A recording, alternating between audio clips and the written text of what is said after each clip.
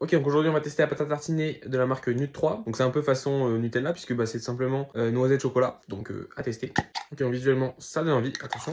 On va d'abord parler un petit peu des macros. Donc pour 100 grammes, on va avoir 553 kilocalories, donc c'est quand même beaucoup. On va avoir 41 grammes de fat, dont 6,1 grammes d'acide gras saturé. C'est pas top. On va avoir 27 grammes de glucides, dont 6,7 grammes de sucre. Bon, bah, pour une pâte à tartiner, évidemment, ça va, c'est pas beaucoup. On va avoir 3,4 grammes de fibres, 24 grammes de protéines et 0,25 grammes de sel. Si on parle vite fait de la liste des ingrédients, bon, c'est pas tip top, hein. On a beaucoup d'édulcorants, évidemment la protéine, de la lécithine, de l'arôme. Qui est... En vrai, je m'attendais à pire, franchement, ça reste correct. On va mélanger un peu avant de goûter.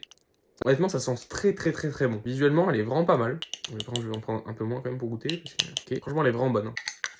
J'ai envie de dire ça consomme avec modération. Pourquoi pas si vous avez vraiment besoin de pâte à tartiner. J'ai envie de dire notamment pour un moment pour la chandeleur, pour trucs comme ça. Un moment on a envie d'avoir de la pâte à tartiner. C'est toujours mieux que du Nutella. Franchement le goût est vraiment pas mal. Donc j'ai envie de dire ok. Après je la mettrai quand même après la pâte à tartiner goût pistache qu'on avait déjà testé chez Lidl. Mais franchement ça peut vraiment faire le taf, ça peut dépanner. Moi j'en consommerai pas tous les jours quand même. Et surtout en petite quantité. Que ça reste quand même très calorique et c'est pas non plus incroyable. Mais franchement ça peut dépanner, ça peut servir. Sur ce à plus pour de prochains shorts.